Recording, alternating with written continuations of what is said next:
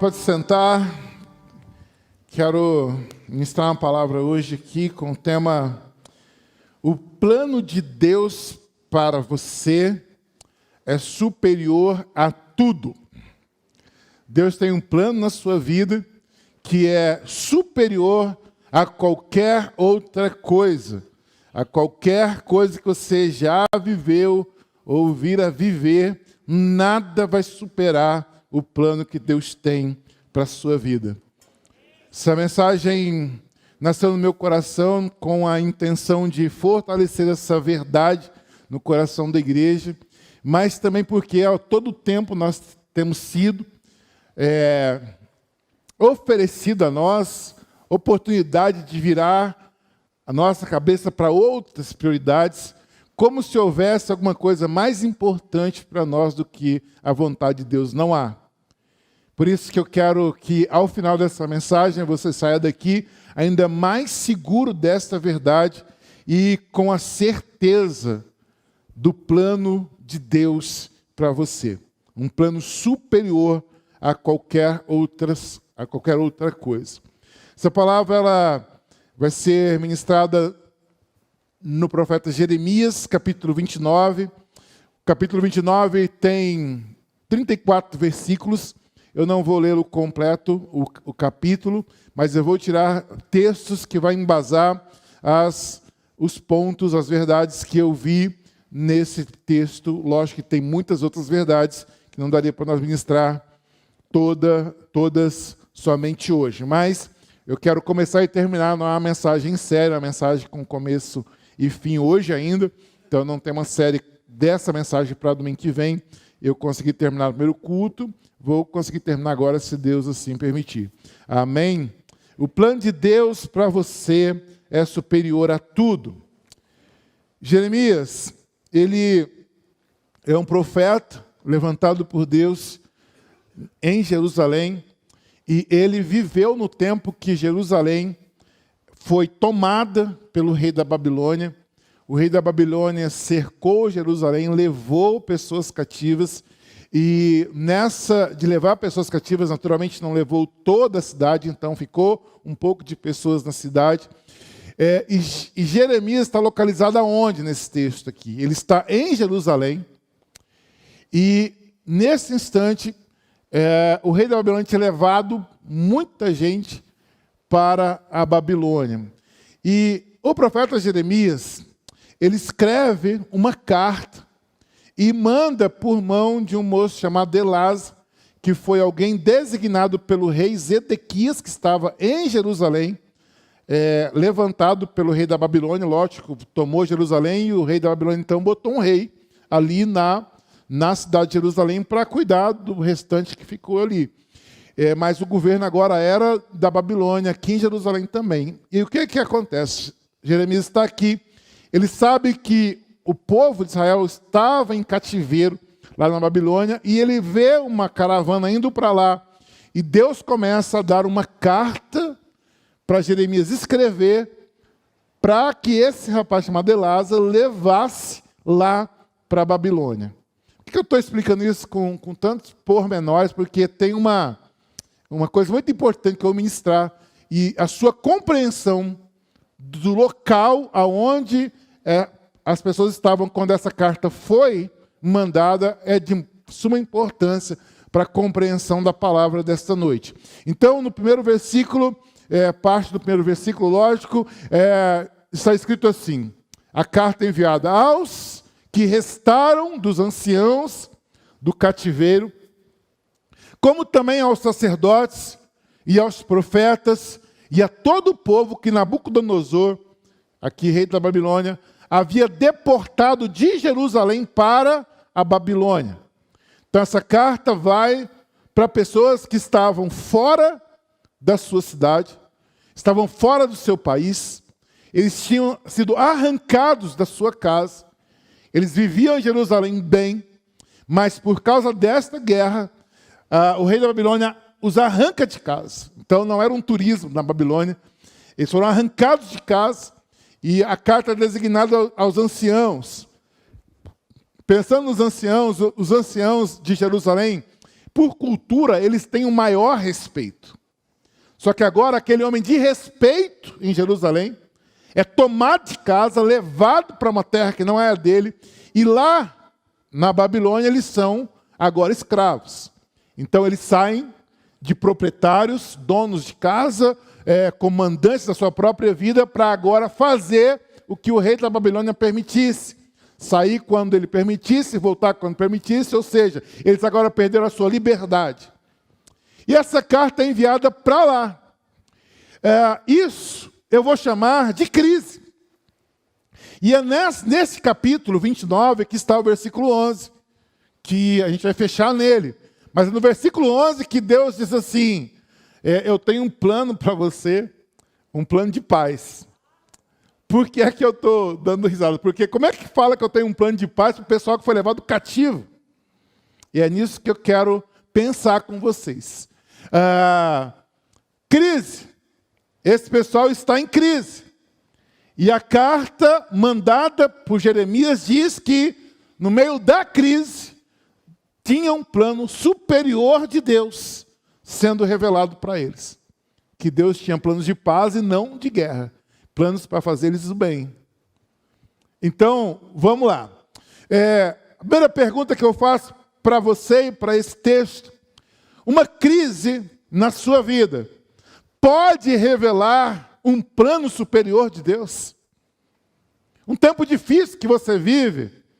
Será que no meio desse plano difícil, ali em algum canto desse momento difícil da tua vida que você está passando hoje, tem um plano superior de Deus sendo revelado?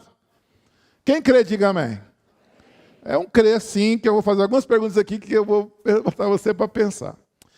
Crer nisso não é tão difícil. Mas viver uma crise, e no meio dessa crise estar ali certo, que tem um plano superior sendo revelado, não é algo tão fácil. Não é algo que você faz com naturalidade. Como que você... Vamos pensar em crise financeira.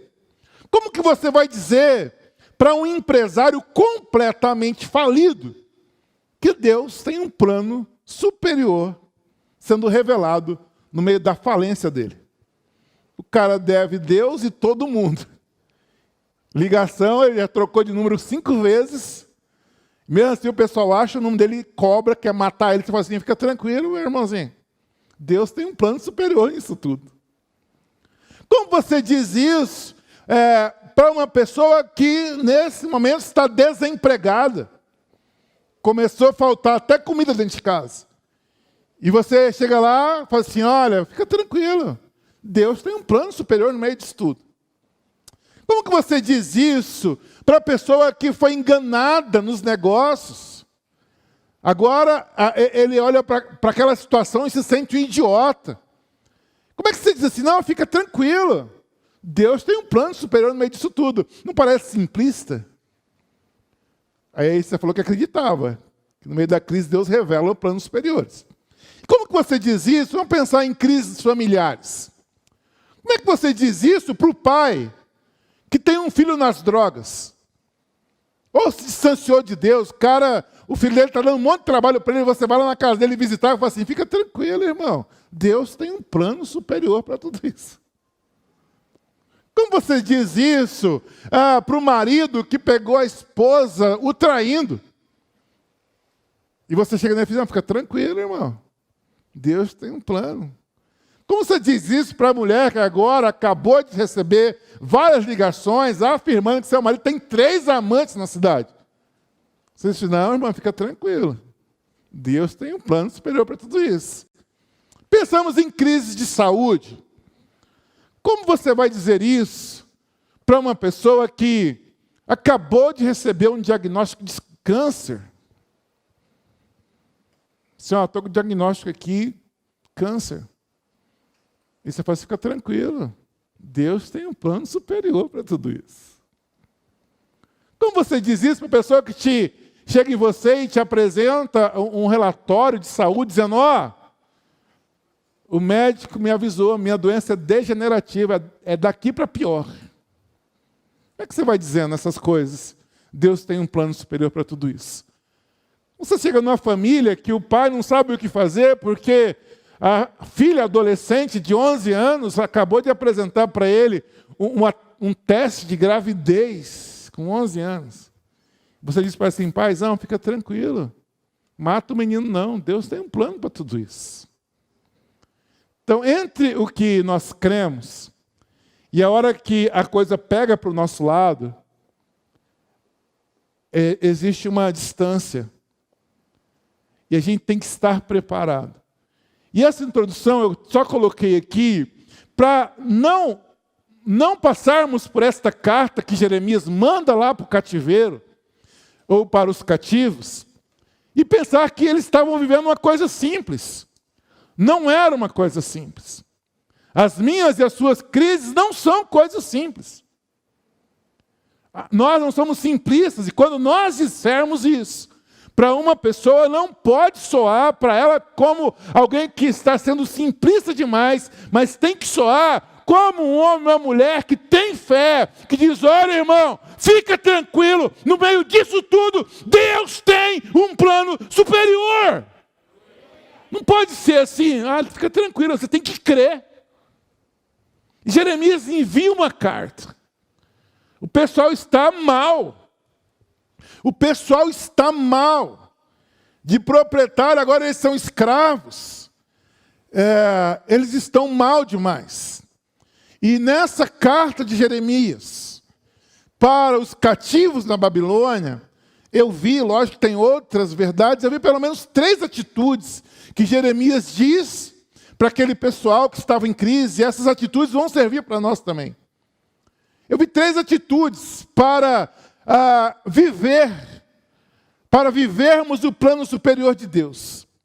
Esse pessoal que estava lá cativo precisava ler a carta e começar a aplicar as direções dadas por Jeremias, naturalmente não da boca de Jeremias, mas da boca de Deus, dizendo, eu vou ler essa carta, eu vou praticar essa carta. Tem outras direções, mas eu peguei 3. Então, como que eu posso viver o plano superior de Deus para a minha vida? Ou seja, principais atitudes para viver o plano superior de Deus. Primeira coisa que Jeremias fala para eles é o seguinte: animem-se, independente do lugar que vocês estejam. Ou seja, a uma pessoa, anime-se, independente do lugar que você esteja. Eles estavam lá na Babilônia, e Jeremias disse assim, olha, vocês precisam se animar. Vocês não podem abaixar a cabeça. Eles não estavam lá injustamente. A Babilônia é chamada de vara de bater de Deus para o povo de Israel. Vou ler um texto aqui que diz que eles estavam em juízo. Deus ele é tão bom, tão bom, porque o povo fez para merecer o cativeiro. Mas lá no cativeiro, Deus é pai, né, irmão? Pai bate, depois passa salmoura. Deus manda para o cativeiro, depois manda uma carta. Anima, gente, fica tranquilo. Eles estavam no juízo de Deus, mas Deus mesmo assim manda por Jeremias uma carta de consolo, dizendo, calma, gente. Anime-se, tem juízo na cabeça de vocês? Tem. Mas a primeira atitude lá na Babilônia. Babilônia é lugar de crise. Lá, meu filho, ele escreve assim, para o povo que estava na crise. Jeremias 29, de 5 a 7. Ele diz assim, edificai casas e habitai-as. Plantai jardins e comei o seu fruto. Tomai mulheres e gerai filhos e filhas.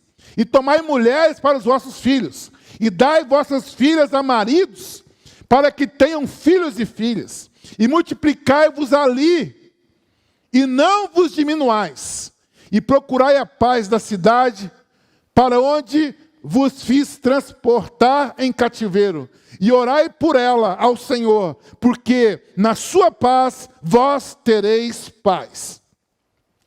Então, eles estão fora da terra, eles estão escravos, e Deus fala assim, neste lugar, no lugar que vocês foram parar aí, na cidade de Babilônia que você foi parar, chega na cidade e olha, arruma uma casa, mora nela, planta um jardim e colhe do jardim, casa suas filhas, casa seus filhos, manda ter filho para que você, no meio da crise, cresça. No meio da dificuldade, vocês aumentem. No meio da luta que vocês estão passando, vocês se multipliquem. No meio da batalha que vocês estão passando aí, vocês aumentem. E ele falou assim, não baixe a cabeça. Então, eu comecei a pensar, o lugar aqui, dito pelo profeta Jeremias, era a Babilônia. Mas o lugar pode representar para você, talvez, um lugar geográfico. Eu estou numa cidade que eu não gosto, não sei o que, para de amaldiçoar a cidade e começa a abençoar a cidade, porque a bênção da cidade será a tua bênção. Pode ser um lugar geográfico. Mas o lugar também pode ser o seu estado emocional nesta noite. Pode ser o emocional que você está vivendo. Pode ser o seu casamento.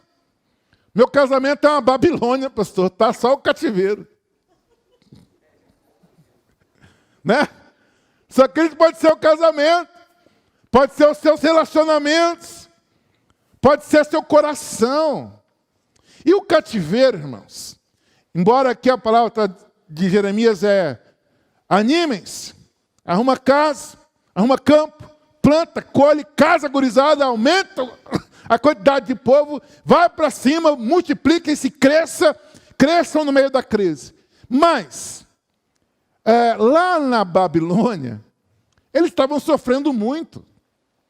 O Salmo 137 é um salmo para quem estiver deprimido entrar em estágio avançado de depressão. Você lê e piora. Salmo 137 é a descrição desse povo quando chegou na Babilônia. Eu vou tentar acabar de ler aqui, mas não é uma leitura que eu vou conseguir fazer feliz. Mas a coisa vai inverter, fica tranquilo. Junto aos rios da Babilônia, ali nos assentamos e choramos. Quando nos lembramos de Sião, Jerusalém, sobre os salgueiros que há no meio dela, penduramos as nossas harpas, ou seja, paramos de cantar. Pois lá, aqueles que nos levaram cativos nos pediam uma canção, e os que nos destruíram, que os alegrássemos, dizendo, cantai-nos uma das canções de Sião. Como cantaremos a canção do Senhor em terra estranha? Se eu me esquecer de ti, ó Jerusalém, esqueça-se a minha mão direita da sua destreza. Se me não lembrar de ti, apegue-se-me a língua ao meu paladar. Se não preferir Jerusalém a minha maior alegria. Lembra-te, Senhor, dos filhos de Edom, no dia de Jerusalém, que diziam, descobria até aos seus alicerces. Filha de Babilônia, que vai ser assolada. Feliz é aquele que te retribuir o pago que nos pagaste a nós. Feliz é aquele que pegar em teus filhos e der com ele nas pedras. Olha só, o estado de tristeza desse povo. Lógico que esse salmo também revela um amor pela cidade de Jerusalém. Mas esse salmo também revela o estado de tristeza que eles estavam. Ele fala assim, junto aos rios da Babilônia, nós sentamos, choramos, quando nos lembramos de Sião. Sobre os salgueiros, penduramos a chuteira, né? Penduramos as harpas. E o pessoal manda a gente cantar e a gente não canta, não. No lugar da crise, essa é a postura de 90% das pessoas. Arrega, né? Pendura o louvor. Naquela casa agora não tem mais cântico, não tem mais alegria.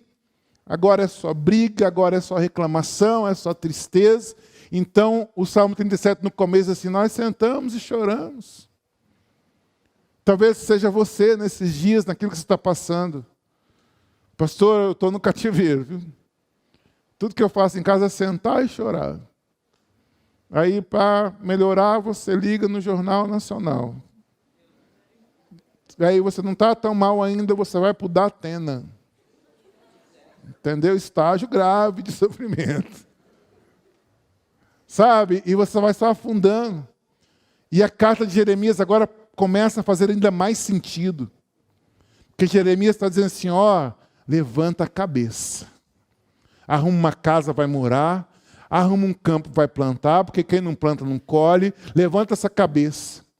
Levanta essa cabeça, ó, casa a molecada, aumentem, cresçam no meio da crise, abençoa a cidade.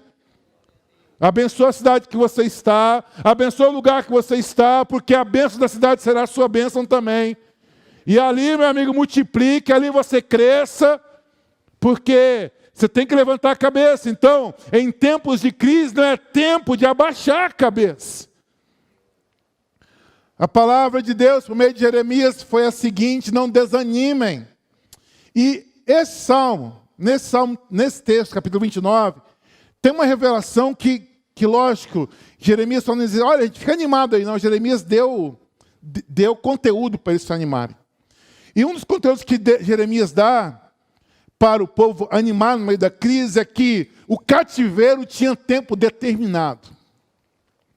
O cativeiro tinha tempo determinado, 70 anos. Nós não acabamos de falar das nossas crises também? Dos nossos problemas, das nossas dores financeiras, das nossas dores físicas, das nossas dores familiares, emocionais. E se tem uma coisa que eu posso te ajudar a levantar a cabeça ao sair daqui ou aqui hoje ainda, nessa oração que eu vou fazer no final, é que não importa o que você está passando de luta, em que área for, irmão ou irmã, essa luta tem tempo determinado. Isso não é a sua vida. Isso é o seu tempo. E eu quero te avisar aqui nesta noite que as crises estão com dias marcados na sua vida. Vai passar. E quando passar, Deus te quer produtivo, grande. É isso que Ele está dizendo. Você está na crise, não para. Arruma casa e mora, arruma terra e planta, casa gurizada. No meio da luta não é para você abaixar a cabeça, ir para fundo de quarto, reclamar e chorar. Está doendo, mas continua, porque a sua luta, a minha luta, tem tempo determinado. Vai passar, irmão. Vai passar, pai. O seu filho vai voltar para Jesus. Vai passar, irmã, seu marido vai se converter. Vai passar, marido, sua mulher vai se converter.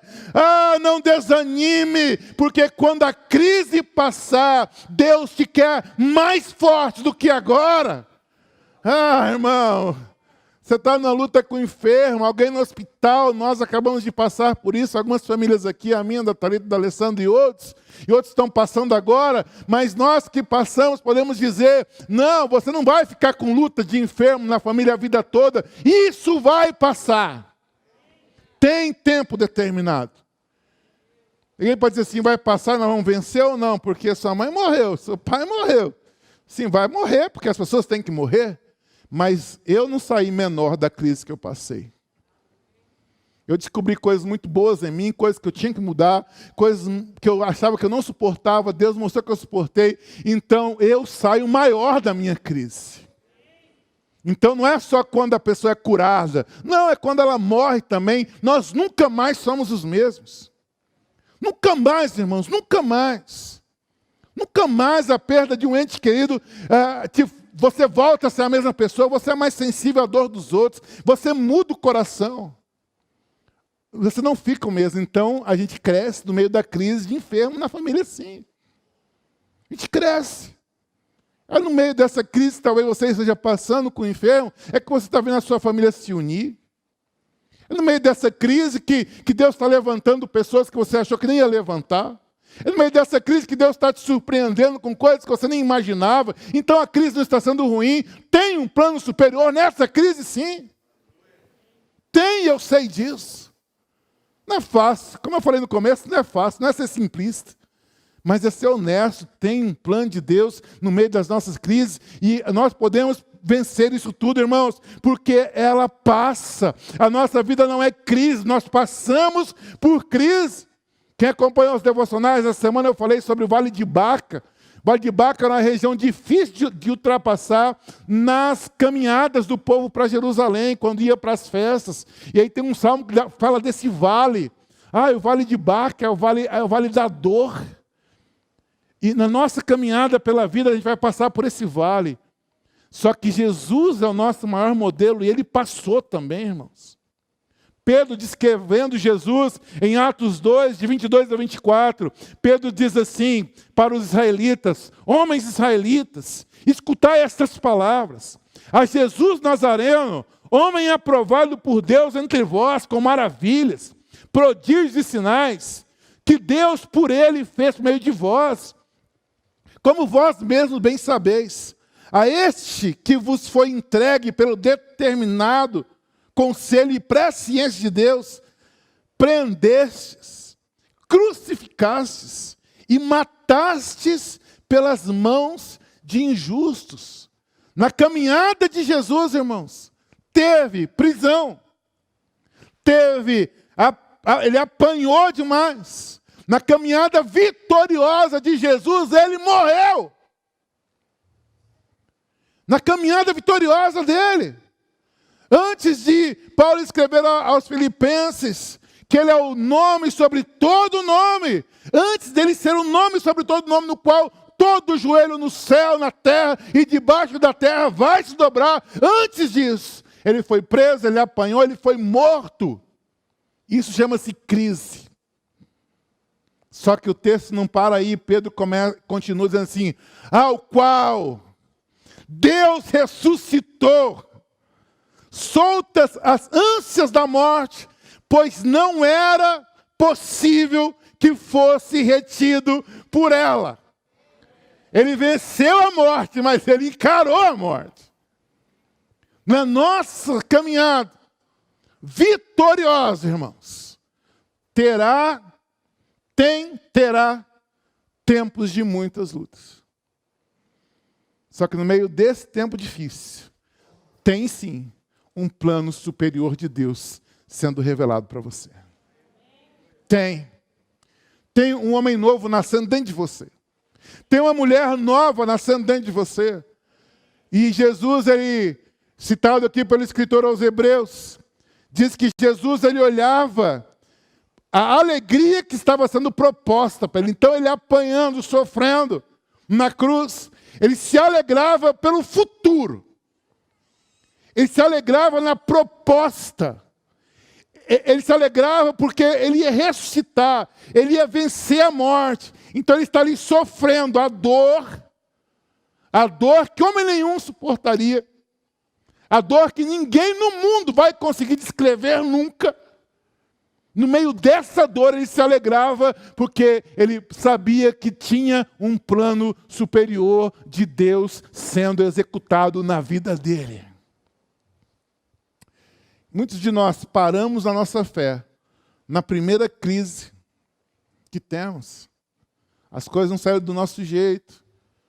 Meu irmão, tem gente que desiste por besteira. Na primeira lutazinha, fala assim: Deus não fez do jeito que eu queria, então eu vou fazer biquinho. Jesus suportou a morte por você. Ele suportou a maior dor. E hoje a gente tem, irmãos, que ter mais resiliência, ser mais macho na fé, ser mais forte, passar por nossas crises sabendo que a nossa crise tem limite. A nossa crise tem tempo determinado, já, irmão, aquela dor, aquela tristeza que você sentiu lá, isso aí vai acabar, você vai ter um coração tranquilo, isso vai passar e você vai sorrir e vai continuar sorrindo.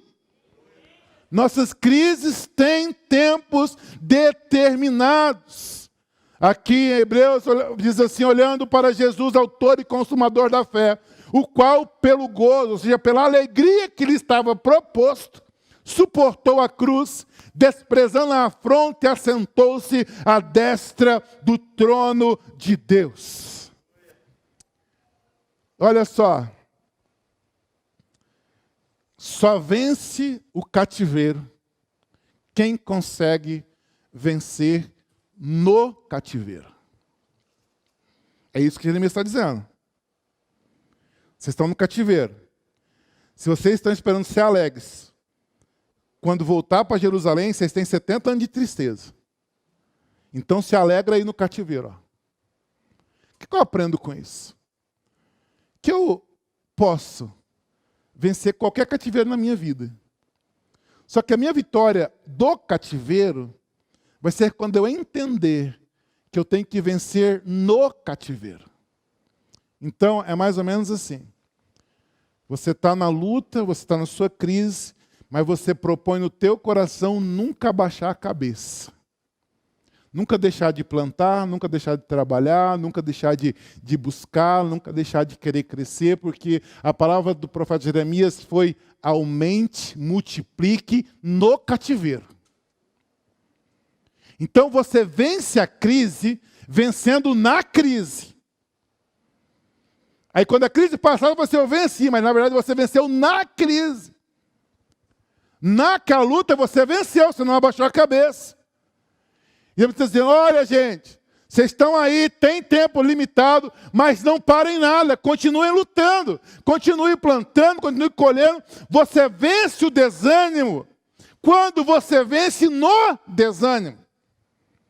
Ah, eu estou desanimado, então eu vou orar assim ali no quarto, vou aproveitar, já vou dormir a tarde inteira, depressivo. E aí não vai melhorar não, irmão, não vai melhorar. Porque você tem que vencer no desânimo. Eu estou desanimado, então eu vou vencer no desânimo. Como que a gente vence no desânimo? Se animando. Aí você vai dizer assim, sabe aquele testemunho do PG? Eu estava tão desanimado para vir para cá, mas eu vim, agora estou tão bem, porque você venceu na onde? No desânimo. No desânimo você venceu. Na crise você venceu. No cativeiro você venceu. Então, creia nisso. Você vence a enfermidade quando você vence na enfermidade. Você vence a enfermidade quando você vence na enfermidade. Quando você não abaixa a cabeça para a enfermidade. E você vai seguindo a sua vida. Você vai indo contrariando a enfermidade. Você vai lutando, você vai batalhando. Então, quando você vê, você venceu a enfermidade, mas porque você venceu na enfermidade. É isso que Jeremias está dizendo. Gente, tem cativeiro. A coisa não está boa para vocês, mas vão vencendo aí. Vão vencendo aí. Vão plantando, vão colhendo, vão casando o pessoal. Os que ouviram essa direção de Jeremias voltaram para Jerusalém. Vai ser amém. O Salmo 126 é o salmo da volta desses cativos, que lá tiveram filhos, lá tinha gente que era adaptado na Babilônia. Mas tinha aqueles que lembravam de Jerusalém como era antes, e o que viveram na Babilônia e voltaram. E aí o Salmo 126, versículos 5 e 6, eles estão cantando assim: aqueles que semeiam com lágrimas, com cantos de alegria colherão. Aquele que sai chorando enquanto lança a semente, voltará com cantos de alegria, trazendo os seus feixes. Olha como que eu entendi isso aqui. Eles estão falando assim: aquele que semeia com lágrimas, a lágrima era de onde? Do cativeiro. Então, eles poderiam falar assim: Jeremias mandou a gente não parar. E a gente continuou semeando com lágrimas. Ah, eu estou triste aqui na Babilônia, mas eu vou plantando. Os outros que entristeceram morreram e não plantou nada, os que não plantaram. Eu falei assim, então eu vou com lágrimas plantar. Eu falei assim: nós plantamos com lágrimas, com cânticos de alegria colhemos. Aquele que sai chorando enquanto lança semente. Esse lançar de semente foi lá no cativeiro. Olha, irmãos, que palavra profética para mim e para a sua vida. O que você está passando de luta hoje? Está chorando? Chora, pode chorar, que chorar é bom. Mas não para de plantar no choro, não. Não para de fazer o que você fazia, não para de orar, não para de ler a Bíblia, não para de fazer jejum, não para de vir à igreja, não para de ir no PG, porque se você parar, como é que você vai colher? Na crise, continua. Continue, olha lá. Vai chorando enquanto lança a semente. Voltará com alegria. Esse voltará para mim é voltar para Jerusalém, trazendo consigo os seus feixes. Então, eu acredito que eles ainda voltaram prósperos. Porque eles plantaram, colheram, foram 7 anos, 70 anos. Quantas colheitas foram feitas? 70 colheitas. Eu acredito que muitos deles enriqueceram na Babilônia. E fala assim: mas o nosso enriquecimento aqui foi porque nós plantamos chorando. Agora está vindo aí a minha caravana, tem boi, tem não sei o quê, estou trazendo um monte de coisa. Foi porque eu plantei chorando, agora eu estou voltando aqui trazendo os meus feixes. Então o tempo da crise é tempo de você levantar a tua cabeça, irmão, e continuar fazendo o que você vinha fazendo. Eu estava bem, eu estava indo na igreja, não sei o quê, entrou uma crise, eu parei. Não sei se a crise entrou porque você parou. Muito possivelmente, você parou e entrou em crise. Parou de orar, parou de ler a Bíblia, você está aberto para todo tipo de sentimento ruim. Então volta. Como é que sai da crise, pastor? Você tem que sair da crise fazendo o que Deus mandou você fazer. Tem um plano superior de Deus para a minha vida, então você tem que orar, tem que ir para a igreja, tem que ler a Bíblia, tem que fazer jejum, e você vai. Mas eu não estou com vontade de orar. Aí que é bom de orar quando você não tem vontade. Porque você está falando assim, eu estou vencendo na crise. Eu não estou com vontade mesmo. Fala até para Deus, eu estou aqui, mas não queria estar não. Eu falei assim, que bom que você está aqui. Chora, você chora. Sabe, quem vai andando, chorando.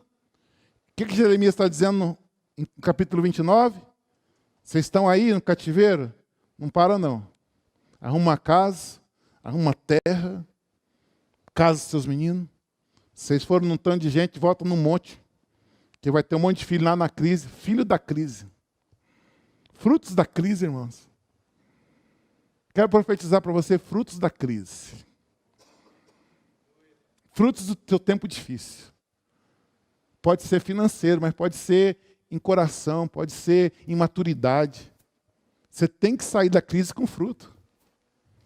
Você tem que sair da luta com fruto, coisas que você pode olhar assim e falar assim, nunca mais eu faço isso. Aos Gálatas, Paulo escreve assim, e não nos cansemos de fazer o bem, pois no tempo próprio colheremos, se não desanimarmos. O que fazer na crise?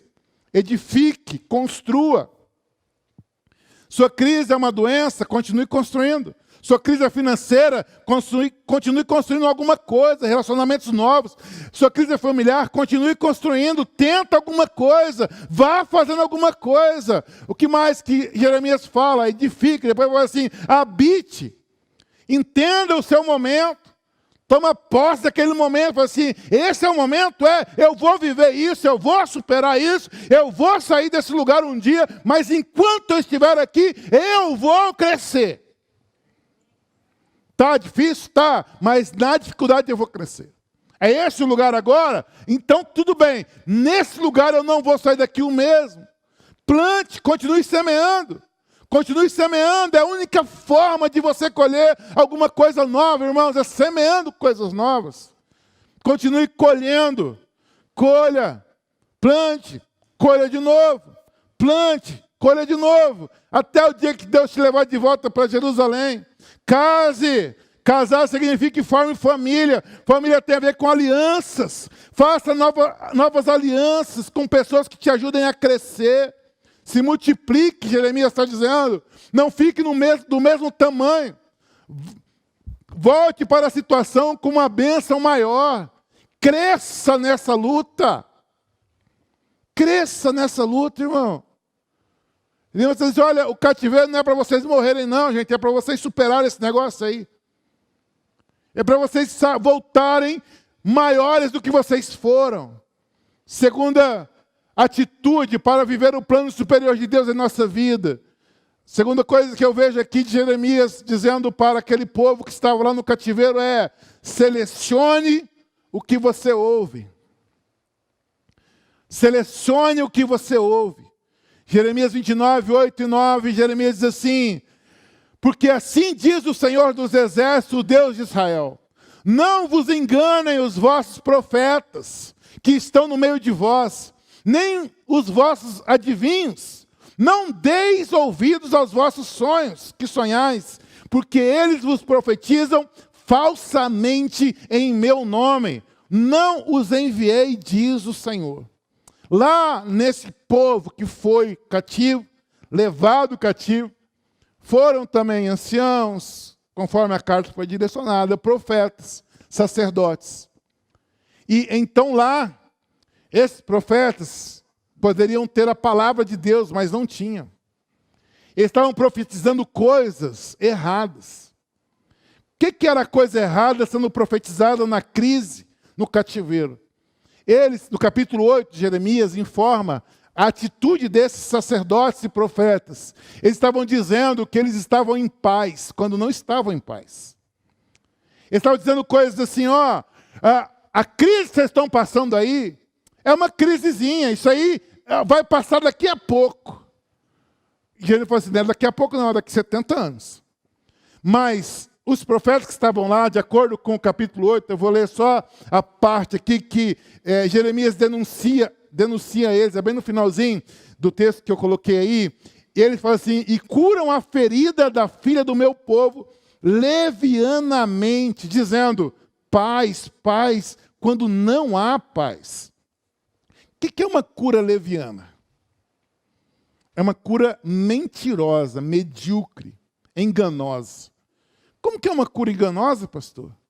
É aquela situação que você vê que a pessoa entrou em crise, que ela pecou. Ela errou feio, mas você não tem coragem de dizer para a pessoa que ela precisa mudar de atitude. Que o juízo que está na cabeça dela agora, para ele escapar daquilo lá, ele tem que se arrepender. E os profetas que estavam lá no cativeiro, estavam dizendo para o povo que tinha paz, quando não tinha paz. Eles estavam em juízo, sim. Eles tinham pecado contra Deus, sim. E eles precisavam se arrepender profundamente do que tinham feito para que aquela crise fosse sanada. O que é uma cura leviana, irmãos? É aquele momento que você entra na internet e você vai procurar mensagem de pastor e você fala assim, eu estou numa crise, mas você não quer olhar para dentro de si, para o que você fez, e você caça lá mensagens de paz.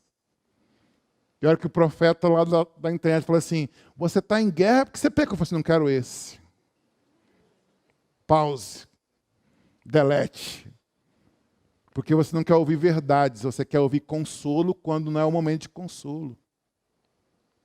Então, se você está no caminho errado, o caminho errado levou aquele povo ao cativeiro. Lá no cativeiro, o que Deus queria que eles fizessem, o que um pai faz com disciplina? Diga aí. Quer que o filho se arrependa. Só que eles estavam preferindo ouvir os profetas que não falavam de arrependimento. Falaram assim, não, paz, paz, paz. Está tudo bem, está nada, vocês estão em pecado. Jeremias está denunciando, assim, vocês estão aí porque vocês estão debaixo de juízo.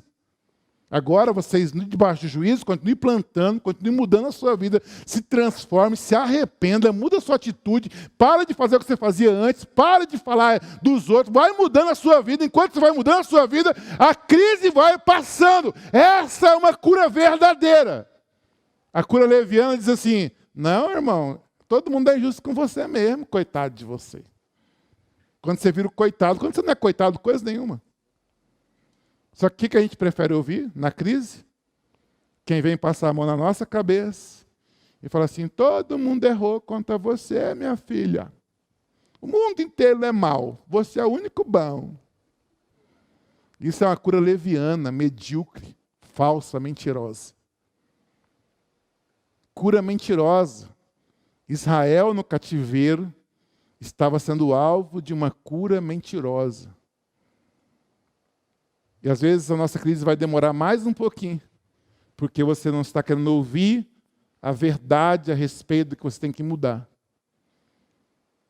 Não tem como sair de crise. Então eu vou falar a verdade na tua cara aqui, com todo amor e respeito que eu tenho por você. Não sai da crise sem vir para a igreja, sem orar, sem ler Bíblia, sem IPG. E principalmente, no meio disso tudo aqui, ser uma menina bem quebrantada, arrependida. E um rapazinho bem arrependido, não sai da crise. Eu vou sair da crise, mas eu venho na igreja, mas eu passo a semana toda vendo besteira. Não vai resolver também vir na igreja, PG, se você não mudar lá no teu quarto, não. Não vai sair da crise se você vir aqui, receber direção e não praticar. Não vai sair da crise se você não mudar a sua postura diante da crise. E a postura é de arrependimento, irmãos. Deus não mandou o povo para a Babilônia para brincar com a cara do povo. Deus mandou para o povo se arrepender. E voltar pianinho. Amando a Deus de todo o coração. Foi para isso. Então, a sua crise você vai sair maior, sim. É profético. A sua crise tem tempo limitado. Talvez o tempo limitado da sua crise não seja 70 anos, mas o tempo limitado da sua crise seja o seu arrependimento. Eu estou arrependido desse processo que eu fiz aqui, disso que eu estou fazendo. Ai, Senhor, eu me arrependo, Senhor, me arrependo mesmo. Daí Deus vai tendo misericórdia de você. Mas querer manter sua vida do jeito que era antes da crise, e aí você vai passar pela crise sem mudar e vai voltar igualzinho, necas de pitibiriba. Não vai dar. Deus faz um outro homem, uma outra mulher. Mas tem que se render e se arrepender. Então, Jeremias está dizendo assim, olha quem vocês estão ouvindo. Porque Jeremias não era o profeta mais querido do povo de Israel, não, né? O povo dava ela na boca dele, batia nele, não gostava de ouvir Jeremias. O rei mandou enterrar ele um dia, foi, né? Mandou enterrar. Bota no poço, joga a terra. Então ele dizia as coisas que, né? Eles não queriam ouvir. Mas quando você tiver essa postura, você não vai crescer. Você vai diminuir. Eu quero ouvir só quem me dá paz. Tem que ouvir quem te fala a verdade. Então Jeremias fala a verdade. Terceira postura, e já partindo para o final, eu quero chamar o louvor para se posicionar, que eu quero orar por você. Principais atitudes para viver o plano superior de Deus. Terceira e última coisa, tenha convicção da superioridade do plano de Deus para a sua vida. Jeremias 29:11, olha isso. Porque eu bem sei os pensamentos que tenho a vosso respeito, diz o Senhor. Pensamentos de paz e não de mal, para vos dar o fim que esperais. Então quando? Quando eles se arrependerem? Então, quando você estiver debaixo do plano superior de Deus para a sua vida, então me invocareis e ireis e orareis a mim e eu vos ouvirei.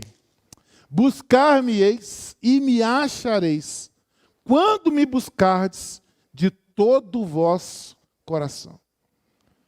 Você vence na crise quando você entender que essa crise é para te fazer mais próximo de Deus. No meio de um momento difícil, se você fizer biquinho, que eu não estou bem com Deus, não. Você vai para um caminho errado. Porque a crise é para fazer você buscar. E me buscareis e me achareis. Quando me buscar de qualquer jeito. Não, moço, você já foi lá para o cativeiro, o negócio estava feio para o teu lado. Agora você vai voltar com aquela oraçãozinha reza. Ô, Senhor, muito obrigado por essa noite, amém? Não pode voltar assim não, ué. Tem que aprender a ser quebrantado, pagar preço em jejum, ler mais a Bíblia. Não pode ficar do mesmo tamanho, gente. Uma crise não pode me deixar do mesmo tamanho. Eu tenho que ser mais apaixonado por Deus. O todo coração veio depois da crise. Aquele povo volta e está chorando na cidade destruída, que estava com saudade, só que quando estava tudo lindo lá, eles não estavam nem aí. Na bela Jerusalém, eles se afastaram de Deus. Mas agora que eles ficaram na crise, a bagaceira de Jerusalém gerou saudade, alegria no coração deles. Sabe quando a gente está muito, muito bem e que Deus perde sentido na nossa vida? Tem esse perigo em nós. Não, está tudo certo, menino não está top, mulher legal, dinheiro. Nesse momento parece que Deus perde sentido na nossa vida. Aí vem uma crise, você se alegra com um pouquinho de Deus. Então a crise, ela tem tempo determinado, não é para você abaixar a cabeça, é para você levantar a cabeça, continuar lutando, continuar plantando, porque quem planta colhe, continuar orando, continuar buscando em Deus, continuar servindo a Deus no PG, na igreja, aqui, na igreja reunida, em todo lugar. Não é para parar nada. Porque só vence a crise quem vence na crise. Se você recebe essa palavra, feche os seus olhos.